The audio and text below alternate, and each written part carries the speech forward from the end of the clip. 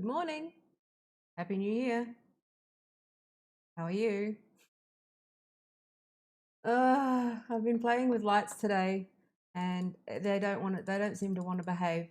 So fuck it. I was running late. Figured whatever.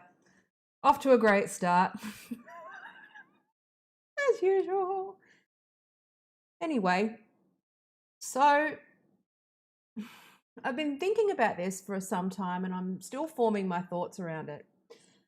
But part of the reason as you know, earlier this year, I decided that I could no longer continue in good conscience to do the type of work that I was doing without actively challenging the ethics of it, without actively challenging the thinking behind it, without,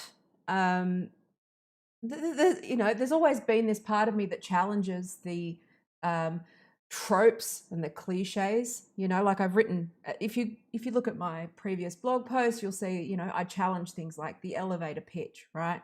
I don't want anything to do with people who are looking at their watch while they're talking to me. Okay.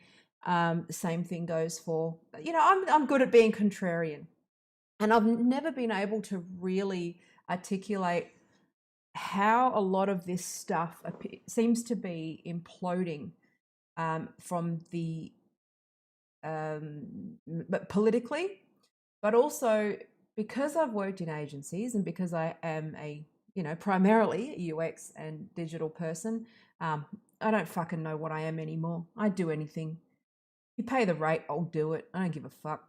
But basically, in the discipline of UX, right, which is user experience, because I straddle both worlds, and I've always felt slightly uncomfortable with a lot of the commercial side of this stuff. I'm a bit waffly because I've had a break, can you tell? And I'm trying to sort of think through my thoughts. But bear with me because I'm stumbling on this and I want to research it deeper, but I'm just, having some thoughts, which is how the fuck did we get here? I am observing this problem to be generational and cultural. And I think that the advertising industry is to blame. I feel like I might in part be complicit. And I hope that other marketers and other designers and other people who swallowed a lot of this stuff and have been repeating a lot of these truisms and ideas without necessarily thinking about the unintended consequences of what those things are. Now, there's a book, let me just think. There's a book that this has been around since the late 90s, right? Actually, I've got a screenshot of it, right? Which is this book, okay? This book is something that if you're a web designer, if you're in marketing, if you're at all in digital, you know this book, right?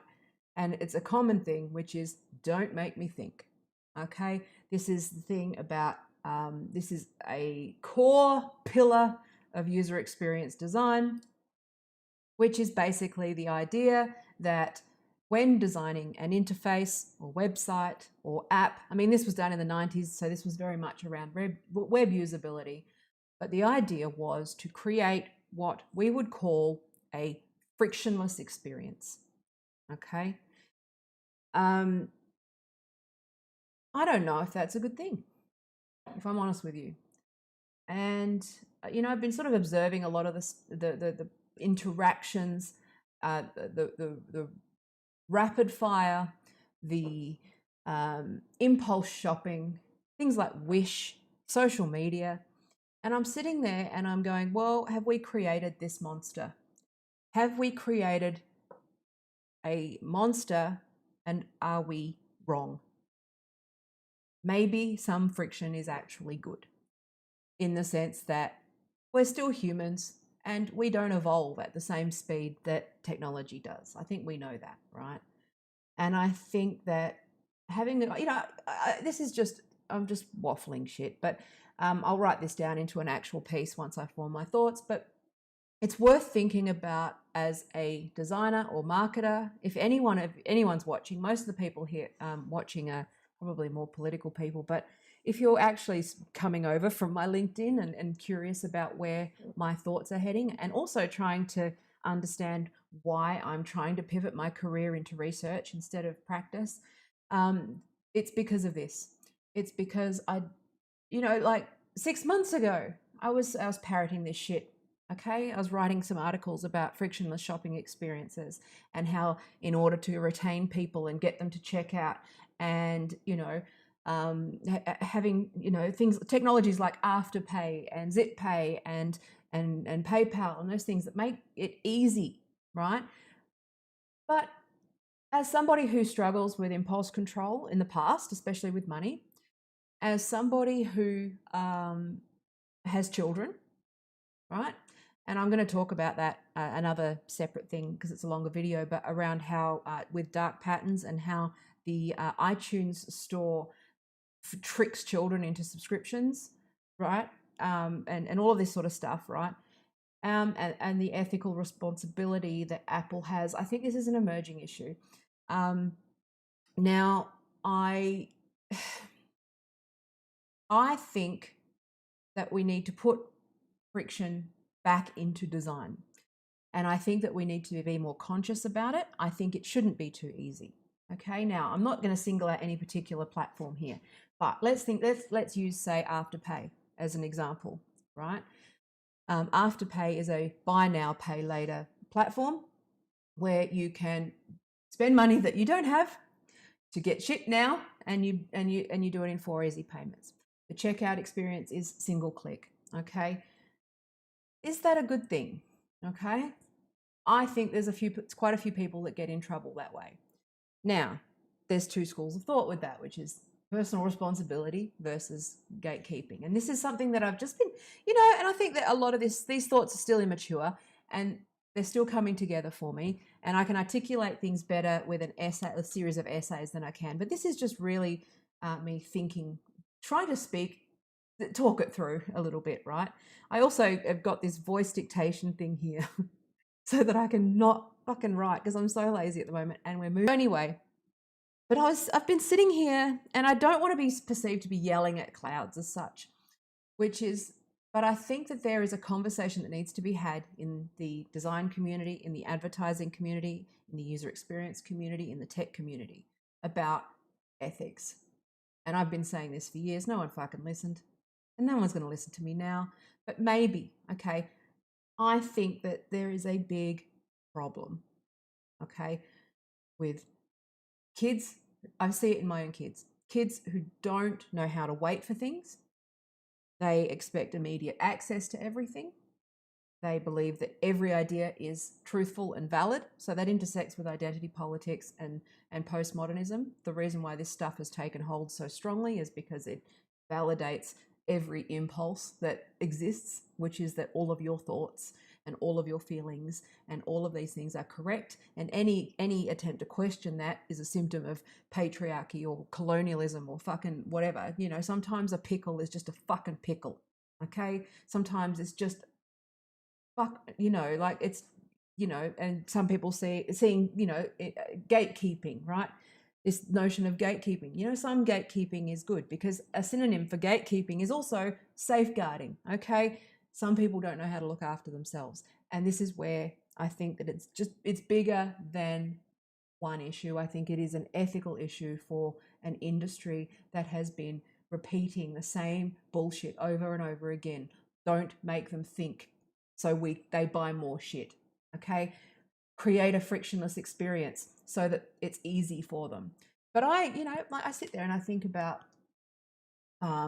my experiences as a kid, right? And I'm sure anyone of our generation and ilk, I was born in 79, so I grew up in the 80s and early 90s, right, before the internet. And even when I was on the internet, I had to work for it because we were on dial-up for some period of time and ADSL was very slow.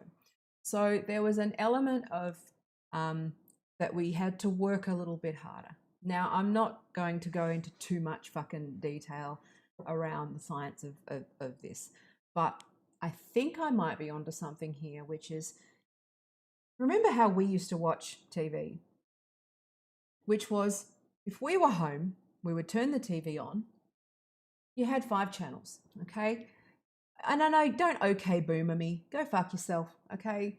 I'm just telling the story. I'm just talking about how something may have shifted in our psychology in unintended ways. And that is, we would sit down and we were in front of the TV, right? If you were fancy enough to have a remote, like we weren't, we had to get up and change the channel, okay?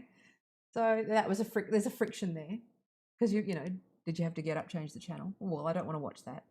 Okay, well, what I do want to watch, I have to wait for, okay? So you'd sit there and you'd be like, okay, well, the thing that I want is on at 6 o'clock. It's now 5:45 p.m. I'm now forced to watch either watch 15 minutes of something that I don't like or watch or want to watch, or I have to do something else that I don't want to watch. It doesn't mean that like most of us didn't turn that stuff off. We were stuck with the news, right? We were forced to watch the news. And even though we didn't want to watch the news, we were forced to because Neighbours was on after that. Or The Simpsons was on after that. So we caught the tail end of shit we didn't want to see. And I just wonder about that there must be some developmental value in that because all of the research that I've seen, and I think that, and Claire Fox, I've mentioned Claire Fox before, where she talks about the unintended consequences of anti-bullying programs in schools in the UK, where they were well intended, right? Which was that they were designed to prevent bullying, right? But the pendulum swung too far. Which is the unintended consequence was basically we left a generation of kids who equated words with violence, words with bullying, being left out as bullying, and they didn't and we were telling underdeveloped minds, people who weren't able to critically assess this stuff, and it was well intentioned, but it had an unintended consequence of raising adults that weren't resilient. And I think that we're doing a similar thing with user experience. So this trope of don't make me think, okay, I think what it leads to is when you have a frictionless experience, right, it means that people don't have to stop, right? They don't have to stop and think. And that might be great for an evil marketer, but I don't think as much as I think marketing is evil, I don't believe marketeurs are evil. I think most of us are just doing the best we can in the situation we're in. Like for me, I try to, push back as much as I can, but, we've still got to pay our bills, right? That's just how it is. But this idea of instant access, contextual design, ease of use, everything available to us. I mean, we have, just the other day, we've got like 5 fucking subscription services. We've got Prime, Netflix, Stan, Foxtel, and yet we can't find anything to watch. And I sit there and I go, how fucking stupid is that? Just put something on. Just put something on, right? Anything, right? But, and I can't help but wonder if the unintended consequence of this stuff, and again, I've been really inarticulate, but it's put us in sort of, again, there's a whole bunch of theory that I'm still developing, and a lot of this is actually where I'm probably heading with my research or my PhD. So this is just, waxing lyrical. I'm not going to go all academic, but I think that there's something to be said for stopping and putting some barriers in place. Okay. Now, and that's where, from a user experience point of view, I think that that's actually really something that we need to think about. Friction is a good thing. Okay.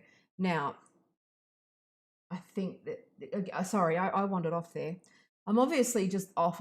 I'm obviously got a million things on and I'm tired, right? Clearly.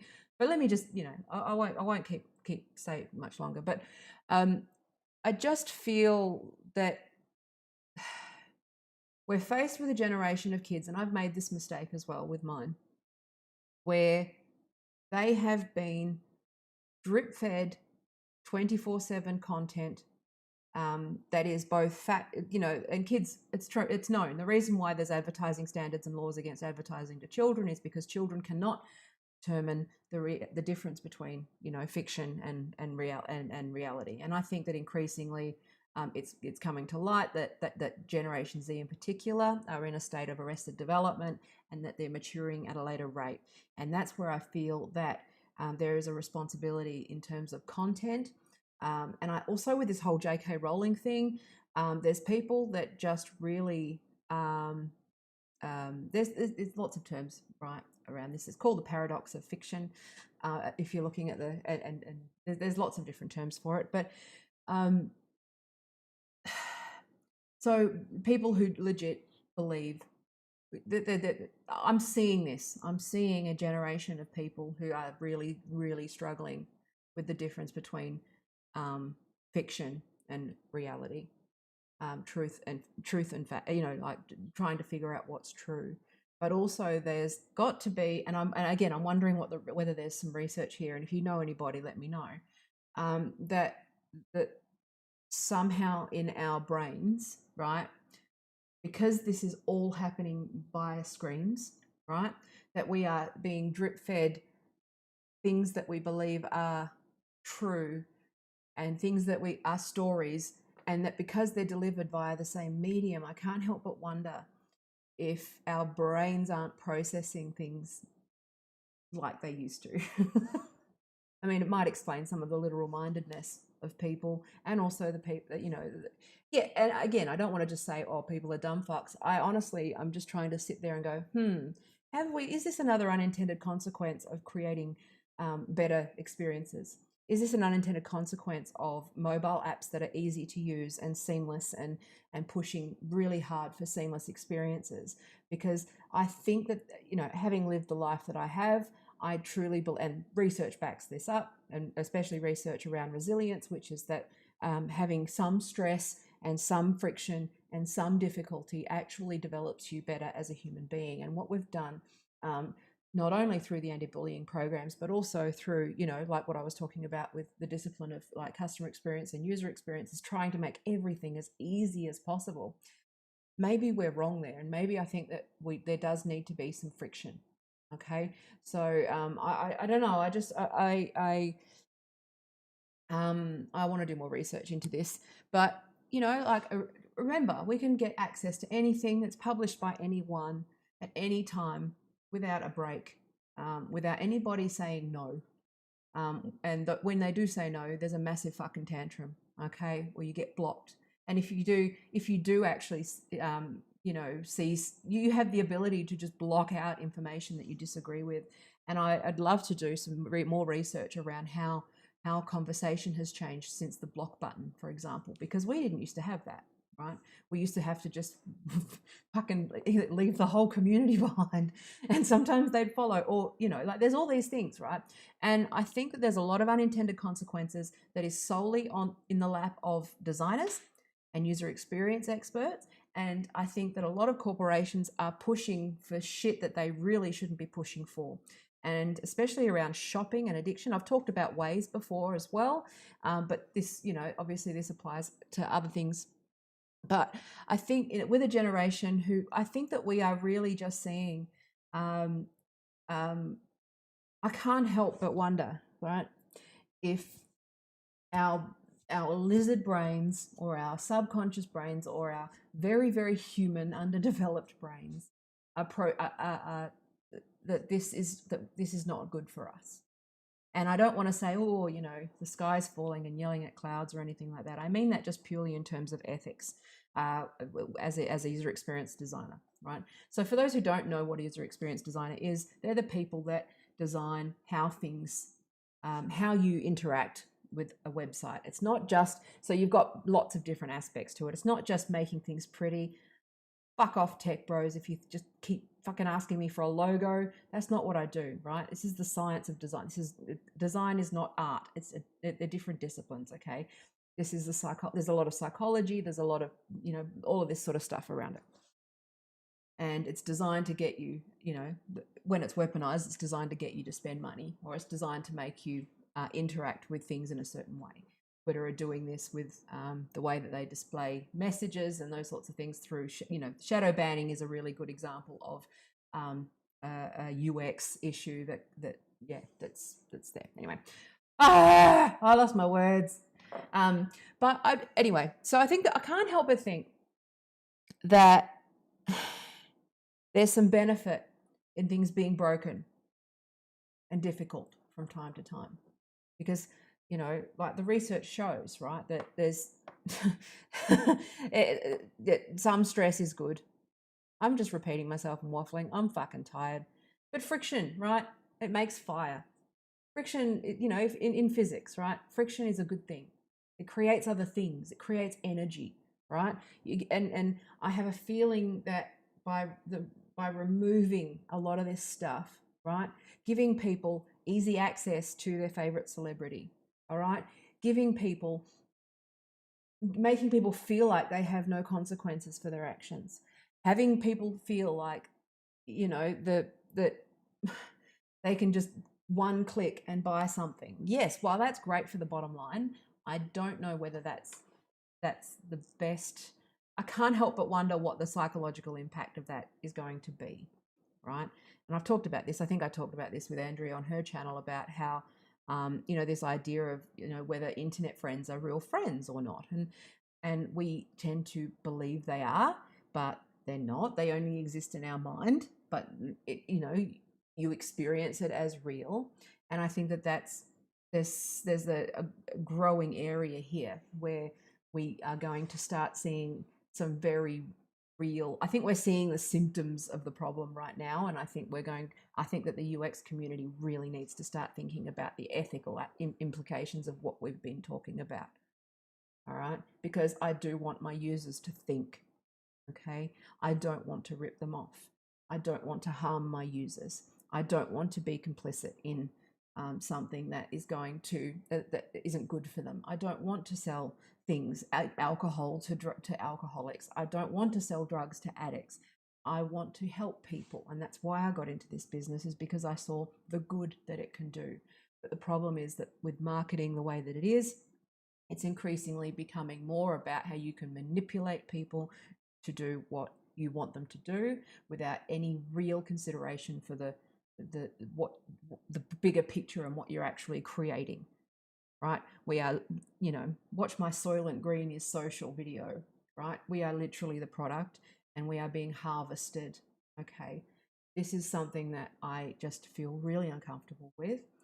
And again, this is an unstructured video with just some brain farts, but I think the writing's on the wall.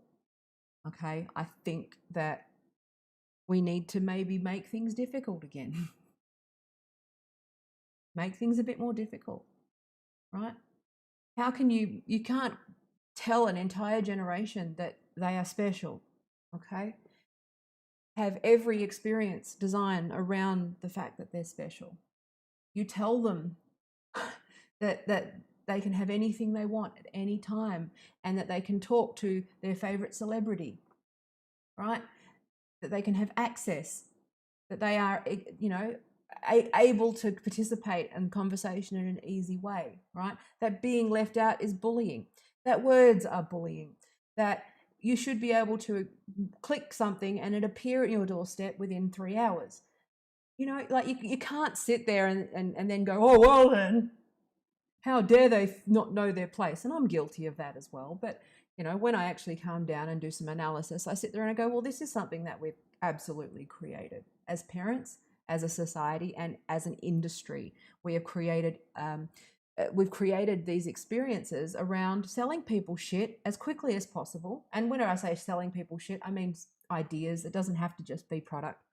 But, blogging and producing and rewarding people for narcissism and rewarding people for talking about themselves and selfies and fucking pointless bullshit. And then you wonder why we're in this shallow, divided, cancel culture society that we're in. We've created it. And that's why I needed to quit. It's, I wish that I could do more ethical design, but honestly, can I be honest? I don't think people want to hire me for it. I think people are quite happy with making money off the back of the fucking to the detriment of society. Prove me wrong, but that's why I want to do more speaking and stuff. But I'm still forming these thoughts. So it's obviously not a very structured speech. But at the same time, I think it's food for thought here, okay? Which is that people, we need to get rid of these Bibles about don't make me think, about making things frictionless, making things easier, contextual design, all of this stuff, right? I don't think that it's very good.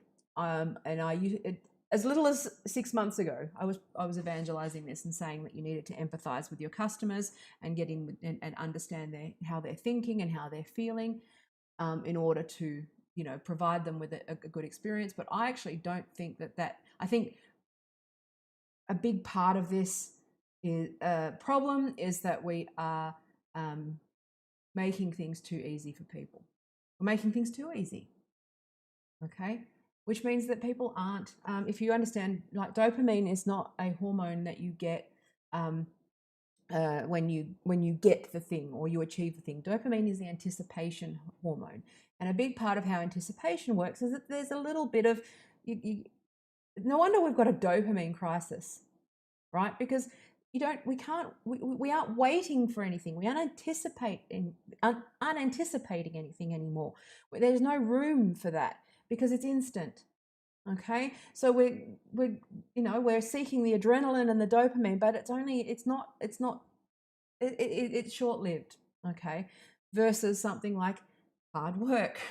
One thing, my 11-year-old has been trying to learn how to use Animate CC, which for those who are old school like me is like Flash, right? It's a professional grade animation tool, and he's had quite a few tears about it because it's hard, right? And I've had to sit there and explain to him that sometimes it's worth it. It's worth pushing through, because the way that I've built my career is by learning. I still get frustrated, like with this whole video thing. I'm frustrated right now that I can't get my words out right. And it's learning to enjoy the process and the struggle.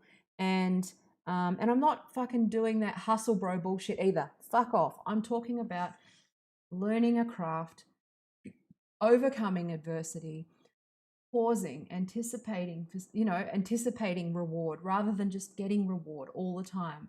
There's something about gamification that has just really, I could talk about gamification in its own right, but like I think that this stuff is messing with our regulation of our biology. I'd love to be able to do some more studies on it or find people who are doing this stuff, because I really do believe that, when you look at things like neuroplasticity, that our brains are changing, and I'm seeing it. Our kids are they're so literal minded. It's very, very hard. Okay. If you go on social media, you see it. You see the generational shift. Okay. Where the cancel culture is not I think that there's something wrong. I think that this is something that's actually that's unfolding before us, that I'm still doing more research into. I think the literal, like I said, the literal. Okay, Jennifer Nielsen just asked the question: where do you think the literal mindedness comes from? Honestly, I think that it is partially what I was talking about before, which was that people are less and less exposed to content that they don't want to see. Because I was talking about when we were kids, like you'd have to sit and be forced to watch shit you didn't want to watch because it was on at 6 o'clock, and if you weren't there at 6 o'clock, and you were forced to to endure a little bit more, like stuff that was different. So there's that. So I think that's one thing, is that you're constantly just getting content that you don't want. And if you see content that you don't want, you skip it, or you use ad blockers, or you can use the block button, or all those sorts of things. So what it is it's about literal mindedness. Obviously that is also an autistic trait. I believe, I don't know this, I don't study autism, but my anecdotal experience is that it appears to be on the rise. I don't know why. Whether that's just because it's gone undiagnosed and because we're on the internet, we're exposed to it more, I don't know. But I'm just seeing, but I also believe that the way that we are teaching kids is failing. I think that people are not challenged, and I think that a lot of the digital experiences that we're creating are, again, I honestly believe that creativity, like I said, friction, in order to make a fire, you need to rub two sticks together, right? You need friction to make a fire. And I think that a lot of that, not to speak in sort of wanky metaphors, but I think that that applies in this case, which is that creativity comes from struggle. Like a big part of the creative process and non-linear thinking and having to be and having to be come up with a creative solution is to be put into a place where you have to solve a problem and problem solving. And I think that by making things too easy, too safe, friction, and I think that's just across the board. And again, this is not me saying, oh, kids today, fucking, but that's a big part of it, which is that we have hovered. We haven't let them do free play too much. We don't let them go out and fucking have adventures. We don't let them, again, this is Jonathan Haidt's and Greg, the coddling of the American mind. He talks about anti-fragility, right? I think that this is a big problem, and I'm seeing it. And kids just, again, we don't tell them no. We don't, I'm a shit parent too, right? I do what's easy rather than what, a lot of the time, because I'm busy and I rely too much on devices. But I think that this is something that I think we need to do more research on, and we need to pause. And I think that people like myself need to sort of start pushing back on this stuff because advertising agencies don't give a fuck. Brands don't give a fuck. They just want to ship more units of Coke. All right, they don't give a fuck. But it's people like me who end up, at least it'd be nice if I could make some people think about what they're doing, think about how we're looking at marketing, thinking about the impact that we're having on people, and especially kids, by removing all of the things that make life worth living. Like, honestly, the thing that makes me happy to be alive is the shit that makes it, is the horrible shit and the stress, because you can't have it. Yeah. And I feel really sad for this generation when I really do. Like, the more that I think about a lot of these problems and the more that I read how much we have taken, I feel like we've robbed our children of so many amazing life-building experiences. And I hope that we can do something to help them, because they're clearly just off the rails, right? They're all fucking depressed.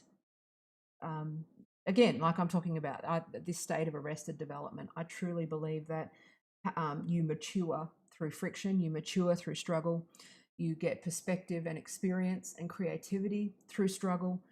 And I think that whilst well-intentioned, right, we've tried to remove as much of that as possible, because we don't like seeing our kids suffer. I think that we've actually done the worst. I did a Facebook post. I'm actually turning this into a bigger one yesterday about kindness. And this idea is like, be kind. It's like, well, how do you be kind, right?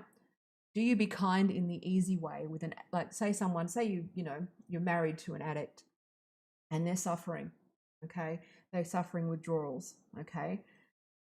What's kind in that instance? Is it giving them the drugs so that they are happy and not in pain in that moment? Or do you give them the drug, or do you force them to go into rehab? Do you all of these things? There's the easy kindness, which is enabling kindness, and then there is the tough love. Okay, and this is the constant dilemma that we have as parents, and I think that a lot of us have been giving the kids the pill and giving ourselves the pill, because I think that a lot of, if I look at this with self-awareness as well, I've done what's easy because I was running a business and those devices kept my kids busy. They still do, okay? They allow me to check out as a parent as well. And that's something that I'm seeing sort of the results of now. And it's not good. It's not positive. And so, yeah, I don't know. Anyway, I'm not sure what hopefully this was of value. It's always hard to get back into it after I've had a break, but I'm tired. We're also moving in 2 weeks, but I'm we're moving to a house where I get a proper set up a proper studio, and we're on faster internet and all of that sort of stuff. So, but and Jennifer just said that I see a lot of intolerance for nuance, and that's and that's exactly what I'm getting at, which is that anything that remotely challenges you, now you can switch it off, you can block it, you can ignore it, you can fast forward it, you can rewind it, you can only watch the shit that you agree with, and that is inherently linked to my industry and our insane obsession with frictionless experiences and making sure that we get them. I can talk about more about UX theory. This was really, this is a fucking bullshit video because I'm not, but I've got to get back into it. But yeah, anyway, I felt like I needed to do a video, but I'm just a bit flat because I've got a million things going on in my head. But I'm actually getting serious. I'm going to try harder. Once we've moved, I'm going to really try harder to write some better pieces and actual IP around this, and try to actually get some speaking stuff. I can actually speak. I'm just fucking whatever.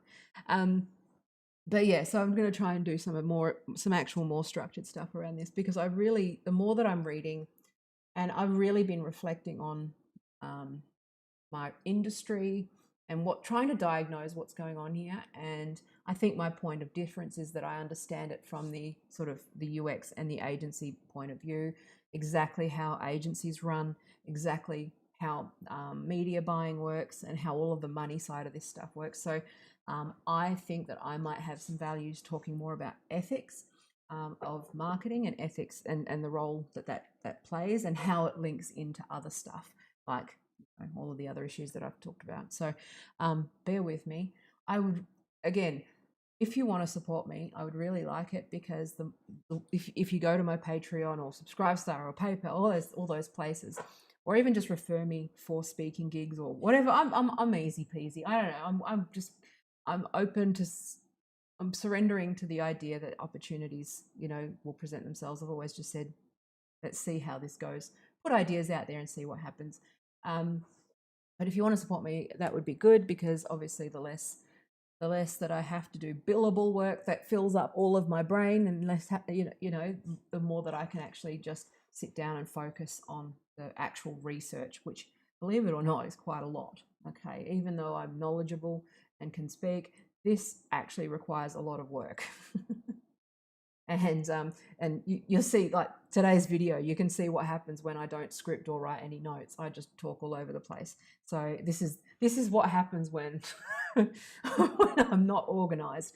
But eventually we'll get there. So thank you for watching. Thank you for your precious life seconds. Happy 2020. I like even numbers. Let's hope that we get back to some sort of balance this year. I look forward to talking to you maybe Monday. Yes, Monday, Wednesday, Friday still. I'm still thinking about what I'm doing. Okay. I love you. Bye. Where's my mouse? Bye.